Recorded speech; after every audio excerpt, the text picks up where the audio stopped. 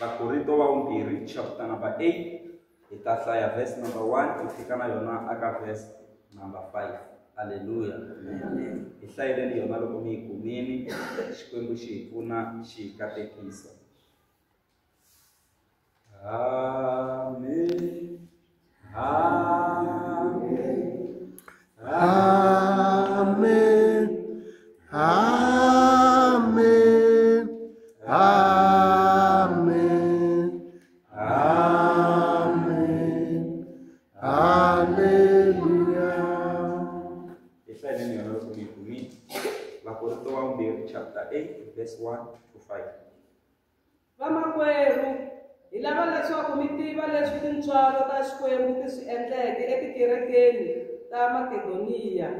Va ringiwile ngopfu hi maxangu, kambe exikarhi ka swona hinkwaswo ku tsaka ka vona ku yile ku engeteleka.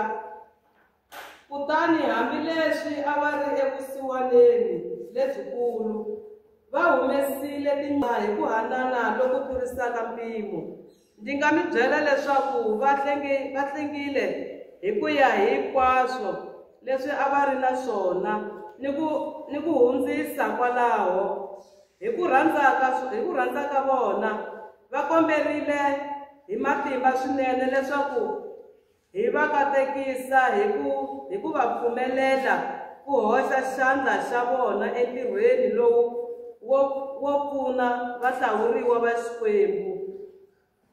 I mhaka leyi hina a hi nga yi langutelanga, hikuva va rhangile hi ku tinyiketa eka Hosi, kutani hi ku rhandza ka Xikwembu va tlhele va tinyiketa eka hina. A hi peleni Xikwembu xa hina mavoko. A hi khongeleni Xikwembu vulavula hi nga ka Hosi tshama wu vulavula hi nga ka wu nga vulavuli, tintswalo rirhandzu matimba a swi teki ndhawu hi vito ra Yesu. Amen.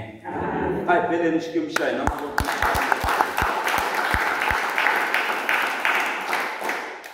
Haleluya. Amen. Ni lava ku ya dyondzisa ehansi ka nhlokomhaka leyi nge mi endla yini loko mi ri amaxangwini lamakulu.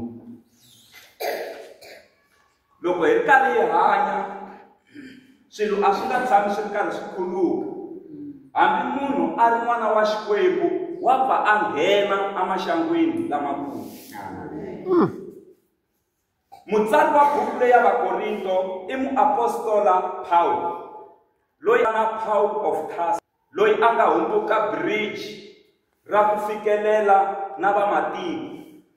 Wanuna loyi Paul a va n'wi vitana wanuna wa matiko mambirhi, ra hala ka Vahelleri na hala ka Magiriki. Hi ku loko a ri na Magiriki a khopa a hanya na vona kahle, na loko a vuya hala ka Vahelleri nakona a khopa na vona kahle. Se a hundzuka wanuna wa matiko mambirhi. Haleluya. Paul of Tarsus. Munhu loyi ka n'wina a nge se va Paul a ri Saul, a dlaya, a ri na tihanyi, a endla mihlolohlolo leyi hinkwayo, a dlaya na vanhu lava va nge le ndzeni ka kereke, a va yimelela na le nyangweni ku dlayiwa na vazalwana.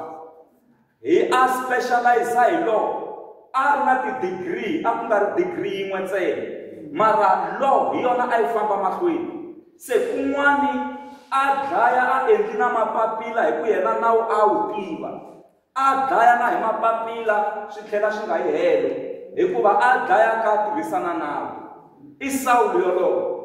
Wanuna loyi Saul va ka hina hi yena loyi a yimini a tinhlokweni ta Stefana loko a ri karhi a khandliwa hi maribye. Loko Stefana a khandliwa hi maribye, hi yena Saul a yimini a ri karhi a nyika vanhu ndlela ya ku khandlisana ku yini. Lava ku mi kombisa tihanyi leti wanuna loyi a ri na tona. Mara hambiswiritano Stefana a ku ni vona tilo ri pfulekile na n'wana wa munhu a vokweni ra xinene ra tatana, hambileswi a ri ku khandliweni. A ku Xikwembu ku nga va hlayeli ku dyoha ka vona, a katsa na yena Saul ku swilo leswi a nge le ku swi endleni ku nga ku hlayeli ku dyoha ka yena.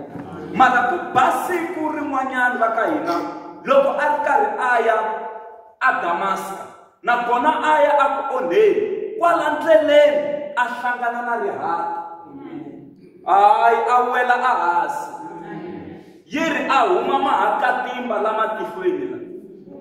Kwalaho a swi twa ku leswi a nga hlangana na swona a nga se tshama a hlangana na swona, a ku umani hosi hi ku rihati leri a nga se tshama a hlangana na rona. Ku huma voyisi hi le matilweni yi ku hi mina Yesu loyi u n'wi xanisaka. Se a ku se ni endla yini? A byeriwa ku ya na ndhawini ya so u ta kuma Ananias, u ta ku byela ku u fane u endla yini. Munhu eka muna loko se a ya fika ka Ananias na ku vona se a nga ha voni, se a ri bufu, a fika a khongelerile ku va rona siku ra ku odeyiniwa, matihlo ma pfuleka, a fasta masiku manharhu, matihlo ma pfalekile. Kasi hi laha se Xikwembu xi nga le ku n'wi cinceni, hi ku Xikwembu a xi byeli na Ananias ku munhu yoloye a taku i xibye xa mina, xi khomi kahle. Se loko a fika a trainiwa, a kombisiwa ku u fane a tirhisa ku yini. Loko se a huma, se u huma se a ri muapostola, se a ka ha ri Saulo wo dlaya, se i muapostola Paulo.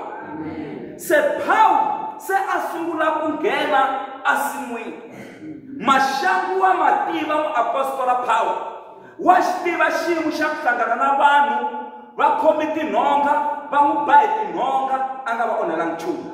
Wa xi tiva xiyimo xa ku khandliwa hi maribye, vanhu va hleketa ingaku u fini mara a sala a phaphama, a sala a pfuka.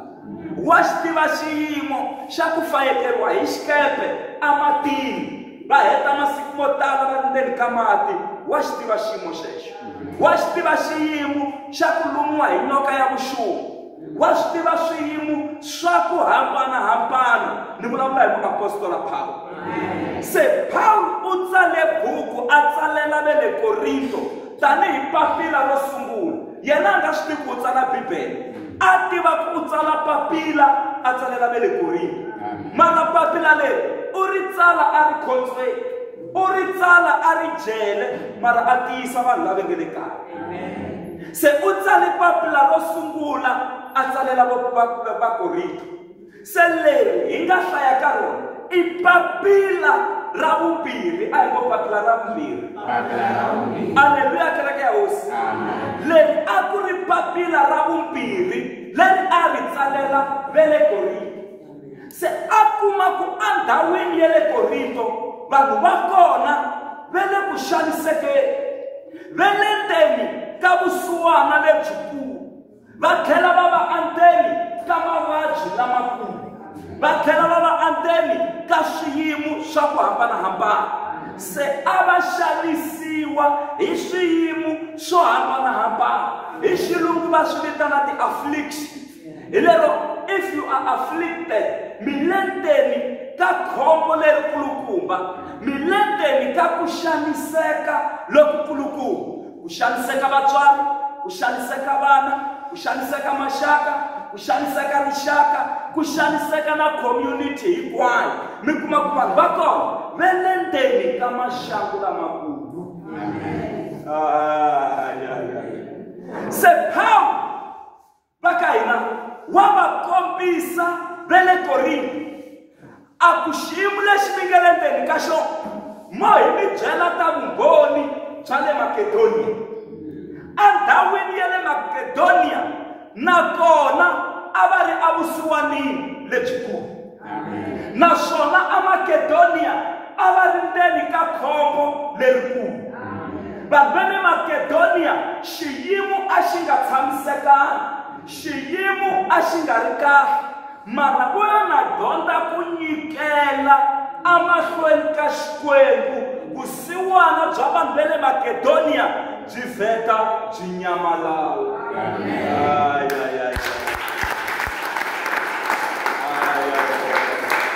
Hi famba swin'we kereke ya hosi, hi famba swin'we kereke ya hosi.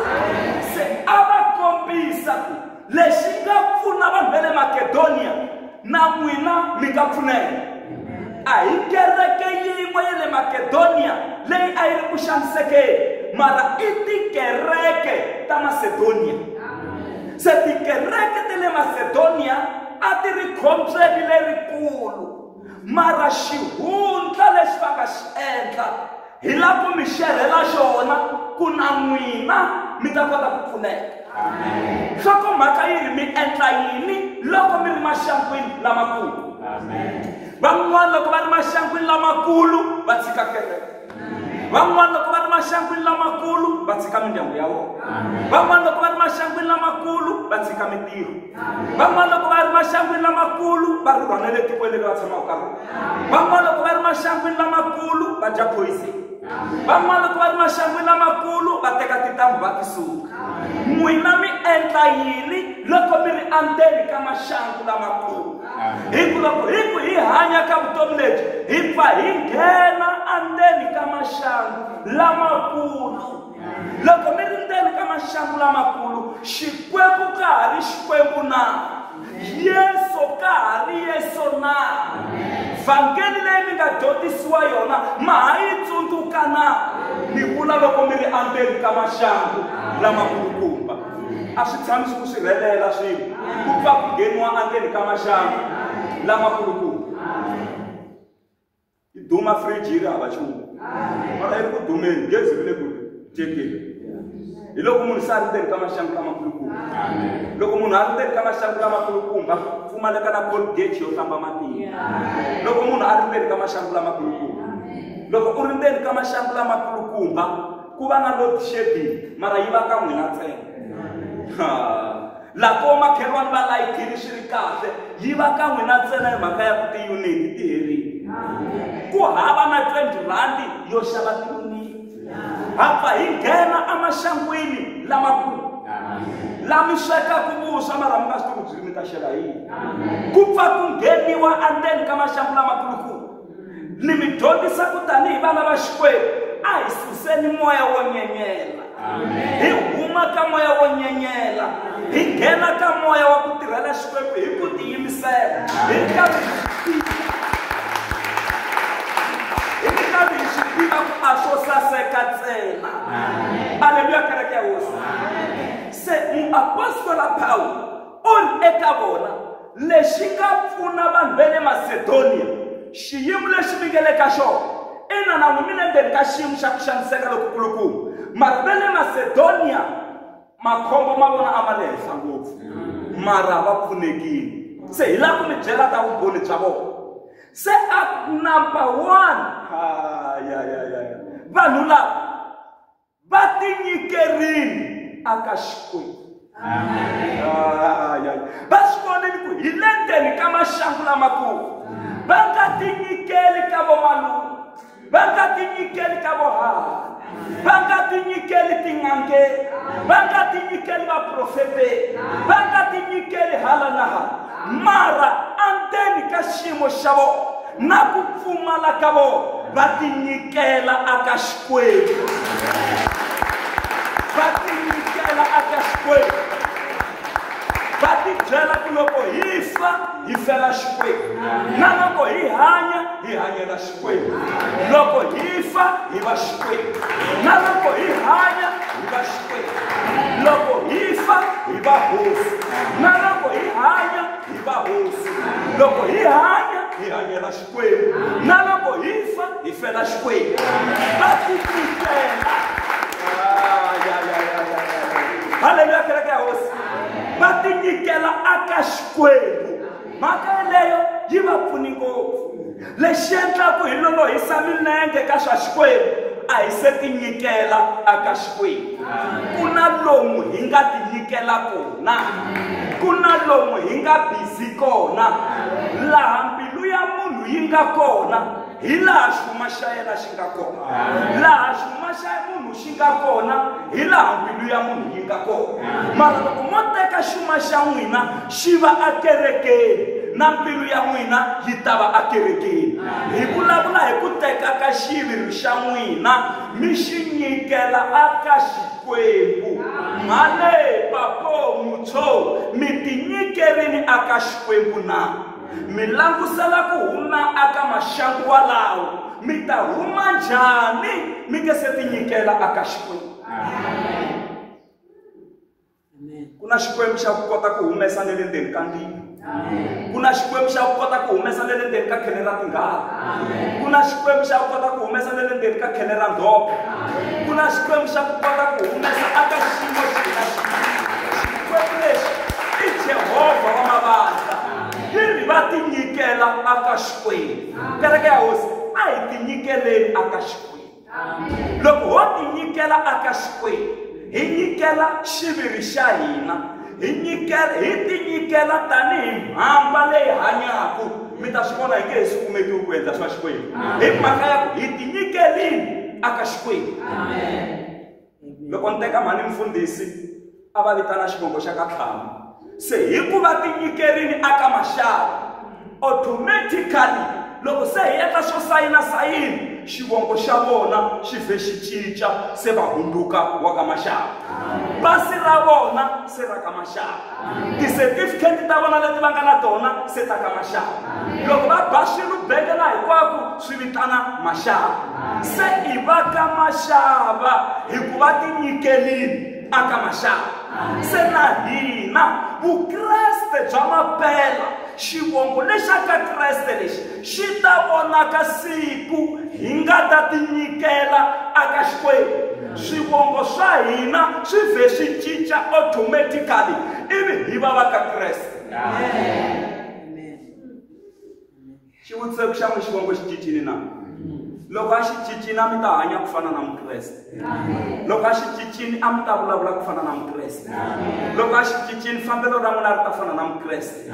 Loko va kuma Petro ve ri u fana na yena, u wun'wana wa vona, u fambafamba na yena Yesu loyi. A kaneta va ku hayi vulavulelo ra wena ra fana na ra yena, fambelo ra wena, maendlelo ma wena na mambalelo ma wena u fana exactly na Kreste, u wun'wana wa vona.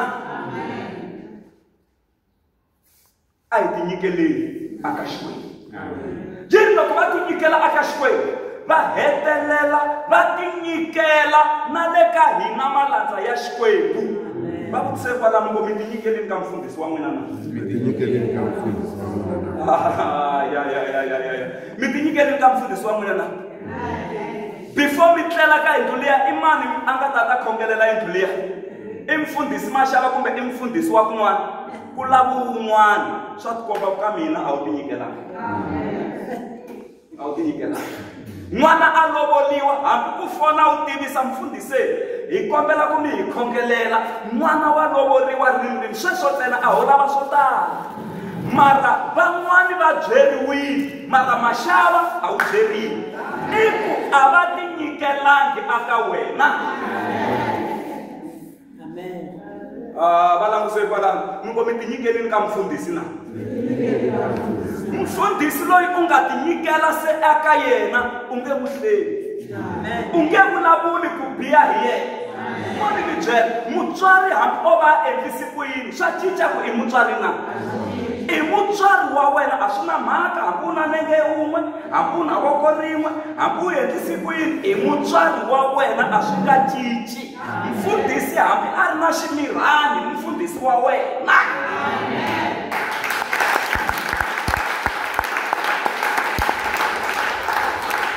Se vhangeli leyi yi lava vanhu va tinyikela ka xikwembu, va tinyikela na le ka mfundhisi loyi xikwembu xi nga va rhumela yena ku a va rhangela.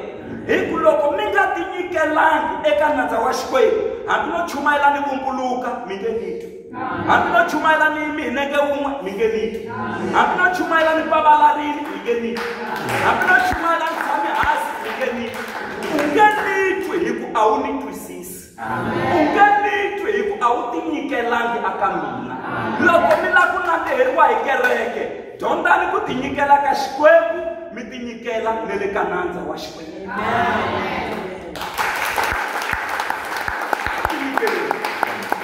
Munhu loyi a nga tinyikela na le ka mfundhisi wa yena, loko ku ri na ntirho na loko ku vula ku ya kun'wana wa khansela ku ni nge he fiki, hi na ntirho lowukulu kerekeni, hi fanele hi ya hlangana na mfundhisi na vamakwerhu lavan'wana hi lunghisa swa kereke. Swi komba ku mi ti dedicate-ini mi tinyikela na le ka mfundhisi wa n'wina. Mara loko mi nge se tinyikela hayi a swi olovi kwalaho. Hi mhaka ya yini a mi tinyikelangi. Ene loko mi nga tinyikelangi ku ta tumbuluka moya la ka n'wina. Moya wa kona hi lowo yini? Hi lowo mina loko ni ya kerekeni a ni yeli munhu mina, ni yela Xikwembu ntsena. A hi swona. Loko mi ta kerekeni mi tela na munhu. Loko no heta 6 months ni nga ti laha mi ta sungula ku khwenutana. Boyo hi hlongolela mfundhisi na i mani a nga endla ku mfundhisi va nga hati ku komba ku na mina mi tela mina. Loko hi ta kerekeni hi tela Xikwembu, hi tela na nandza wa xona loyi xi nga n'wi rhuma. A ni yeli munhu kerekeni, ni yela Xikwembu ntsena, a hi swo mi yela na munhu. Mi yela na munhu. Haleluya. Mi yela na munhu. Hi kona swi nga ta mi fambela kahle. Loko mo twisisa sweswo, munhu Xikwembu xi n'wi nyiki authority haleno misaveni. Xikwembu a xi ti xi nga nyikiwangi matimba hi munhu loyi xi nga n'wi veka misaveni. Haleluya. Langusani rifu ra xifumi leri a ri ri kona kumbe ra mfumo. Loko a ku phaphara u tikuma a ri tiheleni. A kuma ku Lazarus loyi a n'wi xanisa misaveni a n'wi dyisa mahlahla u le xifuveni xa Abrahamu. U ri ni kombela Lazarus a nkela mati hi xitiwana. Se a byeriwa ku a swi koteki, ku na riwa hina hi nga haleno a hi koti ku ta kwaleyo, na n'wina mi nga kwaleyo a mi koti ku ta haleno. Se a ku okay, phela malanga lama ni vavisa mani. Se ku na vamakwerhu va ntlhanu le kaya le ku nga va na van'wana va nga ta rhumiwa kumbe ku pfuxiwa van'wana va vafi va ya va chumayelela le misaveni ke ku va nga ti lani nga kona. A byeriwa sweswo a swi nga koteki hi ku le misaveni ku na vomuxe na vaprofeta. Loko ku nga yingisiwi vona na vona va lavaka n'wina va ta ta kwalano nga kona. Hi mhaka ya ku le misaveni ku na vomuxe na vaprofeta. A ku va vulu vafundhisi lava nga vekiwi ku loko ku tsandzeka ku yingisiwa vona va ta ta kwalano nga kona. Swi lava ku tinyikela. Tsakisiwa hi loko Gideon a ya nyipini. Loko va hlula va Israyele va yimbelela risimu va ku fumu ra hosi Xikwembu na fumu ra Gideon swi hluli va Midiyeni. Tlhari ra hosi Xikwembu na tlhari ra Gideon swi hluli va Midiyeni. I tlhari ra hosi Xikwembu na tlhari ra mfundhisi loko ma hlanganile ma hlula va lava. Ma hlula yini? Loko mi lava Xikwembu ntsena ani mfundhisi mi nga n'wi lavi kumbe mi nga n'wi twisisi. Swi fana loko mi ri na movha wa nyuwani brand new car wu helerile mara wu laha diesel wu ta famba na. Movha mi na wona brand new Mercedes Benz kumbe movha lowu mi nga wu vulaka hi vito leri mi ri lavaka mara ku xota yini mafurha lahaya ku wu kota ku famba. Wu helerile movha. La no mi nyika no zama hi matimba ku mi nyika swikombiso swa ku mfundhisi na Xikwembu va tirha swin'we ku kereke yi kota ku benefit. Rito ra Xikwembu ku vafundhisi va deserva double. Hi lero double honor. Mi fanele mi va xixima double. Hi mhaka ya ku loko va tirha ntirho lowu hi ku gungula na ku vilela a swi nga mi pfuni nchumu n'wina. Hi n'wina mi nga vuyeriwi hi nchumu. Se muapostola Paulo u ri vanhu lava va tinyikela ka Xikwembu, va tinyikela na le ka hina vaapostoli. A ku mhaka leyi va nga yi endla hina a hi nga yi langutelanga. Va endle swin'wana swa matimba ngopfu. Va hetelela hi ku endla yini na ve le maxangwini lamakulu phe va hetelela hi ku hi kombela va ku hi kombela ku hoxa xandla entirhweni wa Xikwembu ku kota ku famba kahle. Yini va sungula ku nyikela tinyiko leto tala hi za hi hlamala ene a va nyikela leswi na vona a va ha swi lava. A va nyikela leswi na vona a swi fanele swi va pfuna. A va nyikela sweswitsongo a va ri na swona. Loko va heta ku endla sweswo yini Xikwembu xi va komba tintswalo letikulukumba. ba, xi sungula ku va katekisa, xi sungula ku va humelerisa, xi sungula ku va tlakusa, swilo swi sungula ku famba kahle.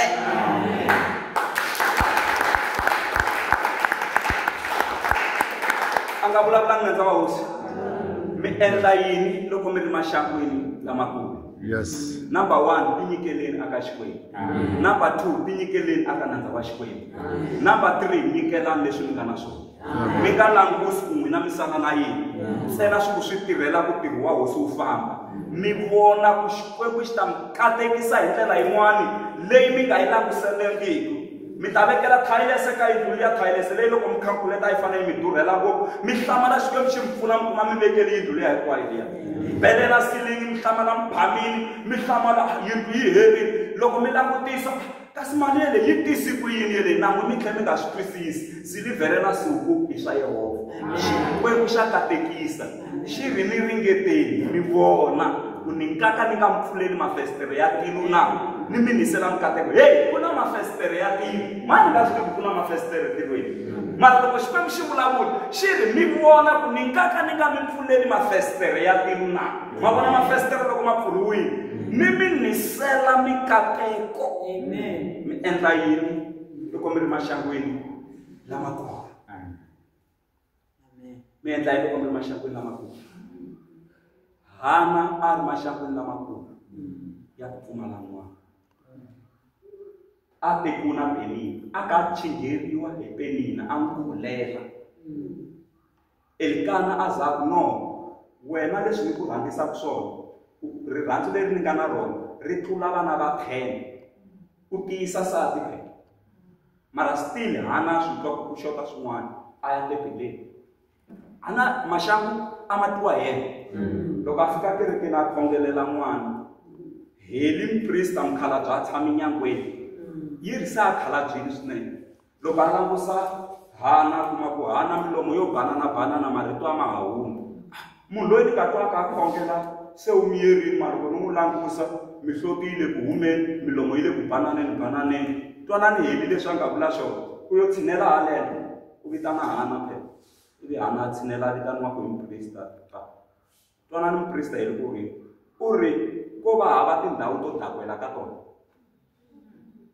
Why un'wa u tswotswiwa u ta dakwela la kerekeni?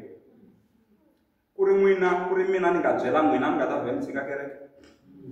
Mfundhisi va ni byele ku tava. A ku hayi ha swi vona, mara leswo mi nwa mi tswotswiwa mi ta mi ta dakwela kerekeni. Hana leswi a swi tshamisekangi leswi. Twanani hi mhaka ya ku yena Hana a tinyikelini ka Xikwembu, a tlhela a tinyikela na le ka mprista hina.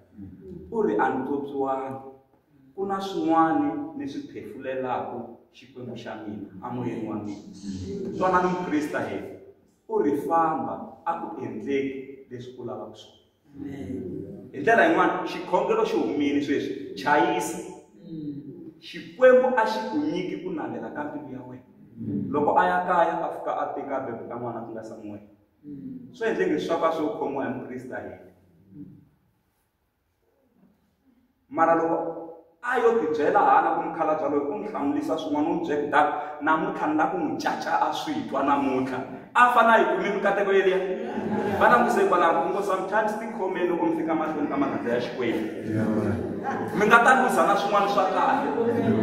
Leswa lava ku byeriwa ku dakwini u nga dakwangi, wo ta u ta tlotlela kwala kerekeni. Swi tsariwa na le Bibeleni, why u ta dakwela kerekeni? Mara ku a ni dakwangi, ku na swin'wana nge le ku swi phefuleni.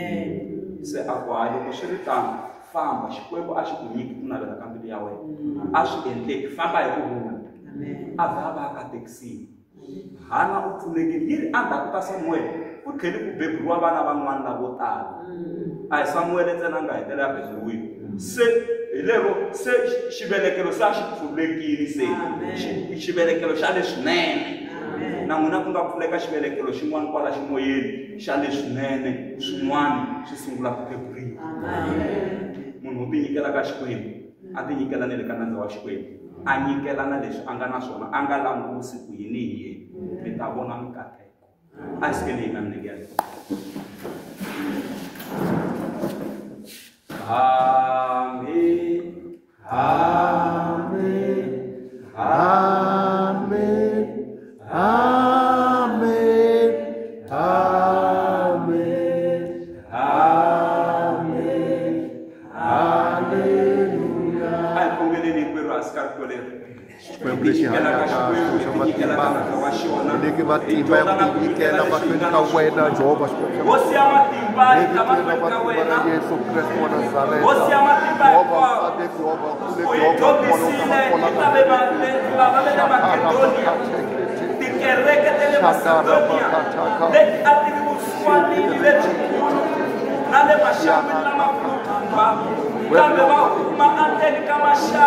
Batikele ekawena, batikela kamalata ya wena, batikela na deshaba mashona, kuba na kuchicha automlicha owe, na kongele shakosi ya matimba lomo yekeli kama shakula, engaribani kutikela ekawena, engaribani kutikela nele kamalata ya wena, engaribani kutikela na deshaba mashona, leshakosi ya matimba kota kuyeni. Mwana mwetima autekizao ila babana bawena shwe kuna deshashla baka mimoyeni ya bona na lekipita bona bakatekisi kuba umenerisa kuna wela katipiluta bona kumeneka. I pray in the name of Jesus. I break each of every Babylonian barriers of the devil. Satana akana matimba akana ngeno ibitula matimba la Yesu Kristo wa Nazareta akesa shomshele in the name of Jesus. Thank you God. Amen. I believe in shomshele na maboko. Nada babaja kana kwa matweni samkante kama maboko. Utavana ila kungaerike Utavana ila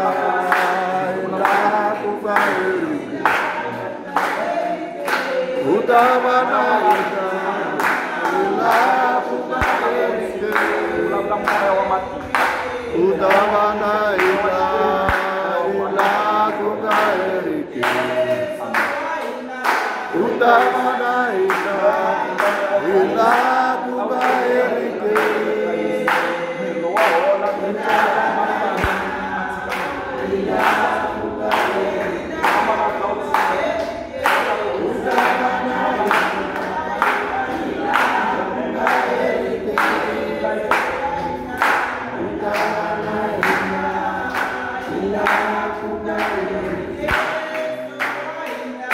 Utavana ila kungaerike